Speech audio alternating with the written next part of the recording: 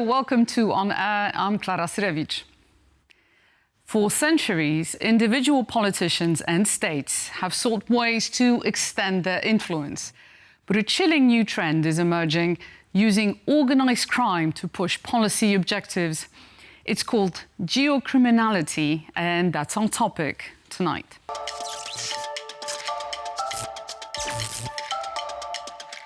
Summer 2019. A former Chechen rebel is gunned down in central Berlin by a Russian contract killer.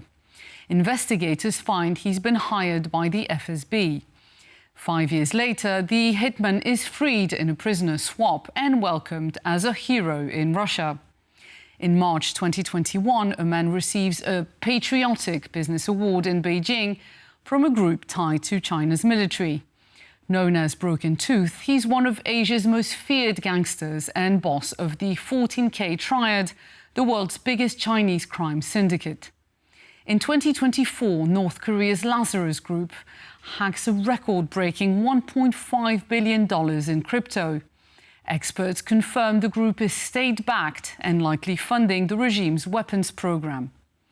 That same year, Swedish security services accuse Iran of hiring local gangs to attack Sweden-based dissidents. Meanwhile, in Spain, 3 men are executed by gangs on the Kremlin's orders. One is shot and run over, the other gunned down outside of his children's school, and another is found dead alongside his wife and daughter. These seemingly unrelated events follow an old script. As early as the 17th century, Elizabeth I sent English pirates to raid Spanish ships. Centuries later, the US teamed up with the Italian Mafia, first to invade Sicily in World War II, then in plotting to kill Fidel Castro. But the last 30 years have really seen a change. Global markets, instant money transfers, and technology leaps are fueling an explosion in transnational organized crime.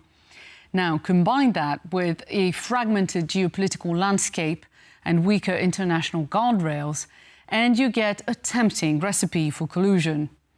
Because criminals are deeply embedded in local communities and operate worldwide, they're a perfect tool for regimes free from internal accountability and isolated abroad, especially under sanctions when they experience cash crunches. NATO warns of, and I'm quoting, a tsunami of illicit activity backed by Russian and Belarusian spies. In North Korea, state-backed criminal group Office 39 funds the regime with meth and counterfeit currency production. Iran also uses the trade of illicit goods to dodge sanctions and bankroll armed groups like Hezbollah and Hamas. But no state embodies this toxic alliance quite like Russia. The late Senator John McCain once dubbed it a gas station run by a mafia masquerading as a country.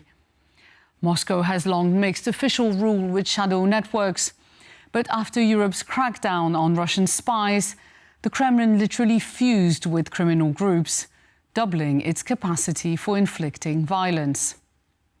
According to Mark Galeotti, the ties between security officials and criminal figures in Russia make it impossible to tell them apart. And gangs are so wonderfully versatile. Domestically, the Kremlin uses them to crush opposition, rig elections, and sustain a climate of fear. Cybercriminals are tasked with data theft, sabotage, and disinformation campaigns. And gangsters aren't just muscle. They provide intel on the cheap. They even handle legal-ish tasks. A German counterintelligence officer notes that recently purchased mob properties in Northern Europe share one trait. They are near, sometimes even overlooking strategic ports, military bases or airfields. Plus, gangs make great cash cows. The FSB has been taxing them for decades. Back in 2014, an Estonian policeman met an informant when an FSB squad crossed the border and kidnapped him. Convicted on fake espionage charges, he was later swapped for a Russian agent. That raid wasn't a provocation or a means to force the exchange, but was linked to his investigation into cigarette smuggling, which the FSB facilitated for profit. That cash funded active measures in Europe through accounts free of Russian fingerprints. Though it may seem advantageous to work with the Kremlin, the reason Russian mob services are so readily actionable is often because key assets or family members remain in Russia, or their operations depend on access to the motherland. Putin has made a show of silencing former criminal associates. Shortly after publicly bragging about his dealings with Putin, the high-profile mob boss Roman Tsepov visited an FSB office and left fatally poisoned. A Western counterintelligence official summed it up, speaking about a heroin smuggler tasked with spying in Ukraine. As long as his balls were in Moscow, the Russians could always press. Russia's sanctions and Putin's mobilization mindset have turned even ordinary businessmen into crooks. Any distinction between oligarch, criminal and regime agent is gone. The Atlantic Council argues that Kremlygark is now a more accurate term because these individuals are not even partially autonomous. Their enterprises cannot be considered businesses in the Western sense because Russia doesn't have a true free market or private property. Assets are dispensed or taken away at a whim, with individual fortunes and safety hanging on a thin string. Meet Mr. Kirienko, Putin's first deputy chief of staff and architect of his autocratic machine. He has funneled assets through his son, now CEO of VK, Russia's biggest social platform. VK started independent in 2006 until it was snatched by the state in a 2014 takeover orchestrated by the new CEO's dad. Kremlygark loyalty works like the Mafia. Leaving without the boss's approval isn't an option. The wave of accidental deaths or suicides of top officials and businessmen following the invasion of Ukraine reminds everyone that different opinions will be punished through Mafia-style executions. Hence, Kremlygarks act as managers of Putin's wealth and agents of his policies, supported by organized crime and security services. Their vast resources and global ties pose serious risks to Western systems, for they are market-operating non-market actors that can be leveraged at any given moment for corruption, criminal activity or destabilization. Unfortunately, some parts of Europe still roll out the red carpet.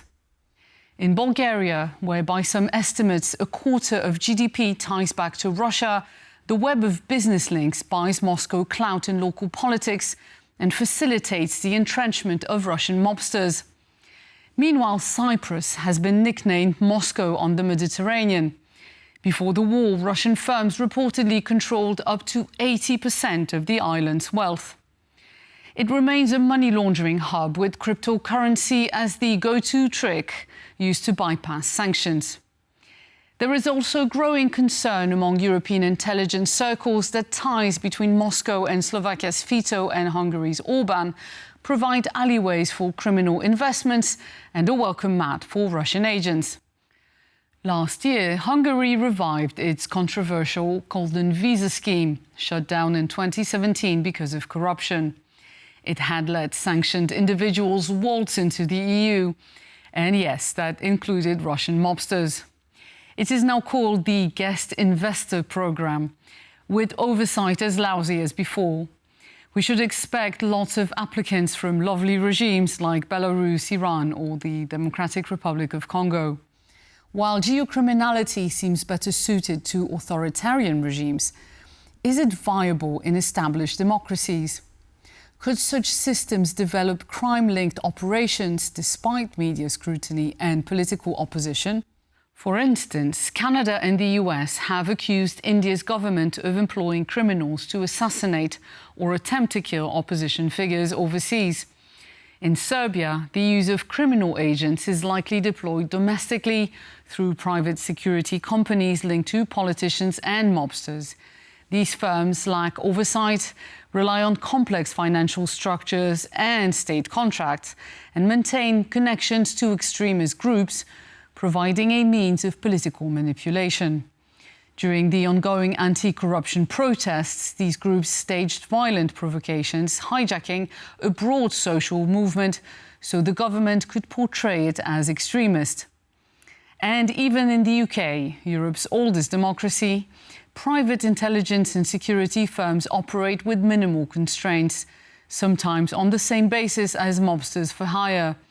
Last year, officials and intelligence agencies warned that foreign states were employing them to surveil, hack and intimidate dissidents and their families, methods eerily resembling organised crime tactics. In this increasingly complex, porous world, where crimes prop up entire governments, traditional countermeasures are starting to look quaint. For instance, a rigid division between police and intelligence services no longer applies, and threat categories. Terrorists are dangerous, but just look at that innocuous Russian businessman buying land near the airport.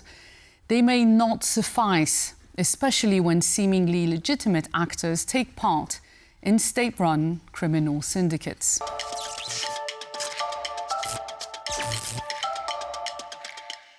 When communism fell, Poland entered a turbulent period. There were opportunities, many uncertainties, entire social groups suddenly disfranchised, and a great appetite for all things Western, including, for instance, drugs. This created wonderful hustle avenues for organised crime, and the country's newborn democratic institutions were immediately stress-tested, mob-style. In the years up to 1989, Poland was undergoing rapid change.